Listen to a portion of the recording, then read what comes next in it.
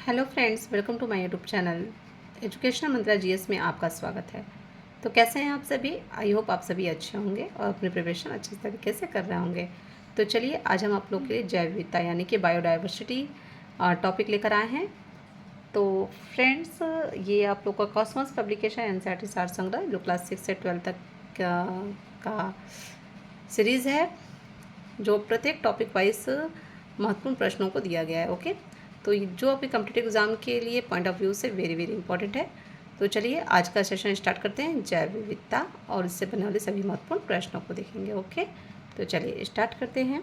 देखिए फ्रेंड्स, जैव विविधता यानी बायोडाइवर्सिटी का क्या अर्थ है? बायोडाइवर्सिटी का क्या अर्थ है? तो वह एक निर्धारित क्षेत्र में विभिन्न प्रकार के पादप एवं जंतुओं की उपस्थिति। ओके, सेकेंड क्वेश्चन कि सर्वप्रथम जैव विविधता यानी बायोडाइवर्सिटी शब्द का प्रयोग किसने किया था? तो वाल्टर सी रोसन ने किया था। किसने किया था? वाल्टर जी रोसन ने किया था। ओके, किस भौगोलिक क्षेत्र को जैव विविधता का भंडार कहा जाता है? तो उष्णकटिबंधीय वर्षावनों को कहा जाता है। ठीक है, उष्णकटिबंधीय वर्षावनों को जैव विविधता का भंडार कहा जाता है।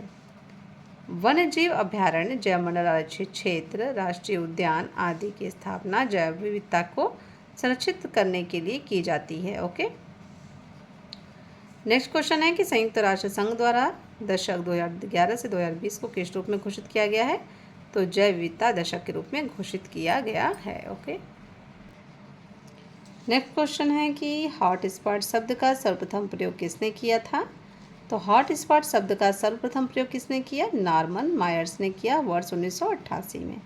ओके, नेक्स्ट क्वेश्चन है कि ऐसे क्षेत्र जो पारिस्थितिकी दृष्टि से अत्यधिक उत्पादन होते हैं तथा जहां स्थानिक जातियों यानी इंडेमिक स्पीसीज की उपलब्धता तथा जैव विविधता अधिक पाई जाती है, जैव विविधता हॉटस्पॉट कहलाती है। तो जैव विविधता हॉटस्पॉट किसे कहते हैं? तो जहां पर अत्यधिक उत्पादक होते हैं, ओके, तो वहां पे स्थानिक जातियों की उपलब्धता तथा जैव विविधता भी अधिक पाई जाती है, तो इसलिए उसी को जैव विविधता हॉटस्पॉट कहते हैं। वर्तमान में विश्व में इनकी संख्या कितनी है? 36 है। नेक्स्ट क्वेश्चन कि भारतीय राष्ट्रीय जैव विविधता प्राधिकरण कहाँ स्थापित किया गया है?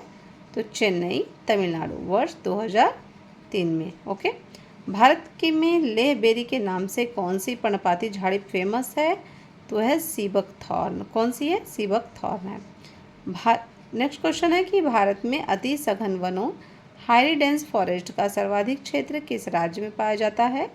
तो वह अरुणाचल प्रदेश में पाया जाता है। तो अरुणाचल प्रदेश में अति सघन वन का सर्वाधिक क्षेत्र पाया जाता है। ओके, नेक्स्ट क्वेश्चन है कि एम स्ट्रिप्स शब्द किससे संबंधित है? तो बाघ अभ्यारण्यों के रखरखाव से संबंधित है। एम स्ट्रिप्स शब्द किससे संबंधित है? बाघ अभ्यारण्यों के रखरखाव से संबंधित है। भारत में जैव सुरक्षा उपसंधि यानी प्रोटोकॉल पर कब हस्ताक्षर किए गए थे? तो 23 जनवरी 2001 को हस्ताक्षर किए गए थे जैव सुरक्षा उपसंधि प्रोटोकॉल पे। ओके, नेक्स्ट क्वेश्चन है कि प्रोसोपिस जूलीफोरा नामक पादप पर्यावरण को किस प्रकार हानि पहुंचाता है? तो यह जिस क्षेत्र में उगता है वहां की जैव विविधता को कम करने लगता है। ओके, नेक्स्ट क्वेश्चन है कि भारत में सिंह पुच्छ वानर यानी जैसे मैकॉक बंदर के नाम से भी जानते हैं के प्राकृतिक आवास कहाँ पाए जाते हैं? तो तमिलनाडु, केरल व कर्नाटक में पाए जाते हैं। भारत सरकार द्वारा जैव विविधता अधिनियम कब पारित किया गया था? वेरी वेरी इंपॉर्टेंट क्वेश्चन है ये कि भारत सरकार द्वारा जैव विविधता अधिनियम कब पारित किया गया था? वर्ष 2002 में पारित किया गया था। कब किया था? वर्ष 2002 में पारित किया गया था। ओके, नेक्स्ट क्वेश्चन है कि किस पक्षी के विलुप्त हो जाने के कारण मॉरिशस में सिडरॉक्सी ग्रांडिफ्लोरम नामक पादप प्रजाति भी विलुप्त हो गई? तो वह डोडो पक्षी। यह उपयुक्त पौधे के फल को खाकर उसके बीजों के अंकुरण में सहायक था। नेक्स्ट क्वेश्चन है कि भारत का प्रथम समुद्री राष्ट्रीय उद्यान यानी मैराइन नेशनल पार्क कहाँ स्थित था? तो कहाँ स्थित है? कच्छ की खाड़ी यानी गुजरात में। भारत में 4 जैव विविधता हॉटस्पॉट क्षेत्रों का चयन किया गया है। वेरी वेरी इंपॉर्टेंट क्वेश्चन है कि भारत में 4 जैव विविधता हॉटस्पॉट क्षेत्र का चयन किया गया है। वो 4 हॉटस्पॉट क्षेत्र कौन कौन से हैं? फर्स्ट पश्चिमी घाट, सेकेंड इंडो बर्मा क्षेत्र, थर्ड पूर्वी हिमालय, फोर्थ है सुंडालैंड यानी निकोबार द्वीप समूह। नेक्स्ट क्वेश्चन कि फ्लाइंग फॉक्स अर्थात उड्डयन वल्गुल जिसे ग्रेट इंडियन फ्रूट बैट भी कहा जाता है, यह क्या है? तो ये चमगादड़ों की एक प्रजाति है। तो चमगादड़ की एक प्रजाति है जिसे ग्रेट इंडियन फ्रूट बैट भी कहा जाता है। ओके, नेक्स्ट क्वेश्चन कि रेड डाटा बुक अथवा रेड लिस्ट किस संगठन से संबंधित है? तो ये IUCN से संबंधित है रेड डाटा बुक। ठीक है, नेक्स्ट क्वेश्चन है कि कौन सी औषधि यानी मेडिसिन गिद्धों की संख्या को कम करने के लिए उत्तरदायी है? तो वो है डाइक्लोफेनेक। ओके, डाइक्लोफेनेक सोडियम है। कौन सी है? डाइक्लोफेनेक सोडियम, जिसकी वजह से गिद्धों की संख्या में बहुत कमी आई है। ओके, नेक्स्ट क्वेश्चन कि भारतीय जीव जंतु कल्याण बोर्ड का मुख्यालय कहाँ स्थित है? तो वल्लभगढ़ हरियाणा में स्थित है। नेक्स्ट क्वेश्चन कि वृक्षों पर रहने वाले किस स्तनधारी का जूलॉजिकल नाम एलुरस फ्लगेस है? तो एलुरस फ्लगेस है। कौन है? Red panda. रेड पांडा का नाम क्या है? एलुरस फ्लगेस है। ओके, नेक्स्ट क्वेश्चन भारत में रेड पांडा के प्राकृतिक आवास कहाँ पाए जाते हैं? तो रेड पांडा के प्राकृतिक आवास कहाँ पाए जाते हैं? उत्तर पूर्वी भारत के उप हिमालयी क्षेत्रों में पाए जाते हैं। कहाँ पाते हैं? उत्तर पूर्वी भारत के उप हिमालयी क्षेत्रों में पाते हैं। नेक्स्ट क्वेश्चन दाचीग्राम राष्ट्रीय उद्यान किस जंतु के संरक्षण के लिए फेमस है? तो वह हंगुल मृग के लिए फेमस है। किसके लिए फेमस है?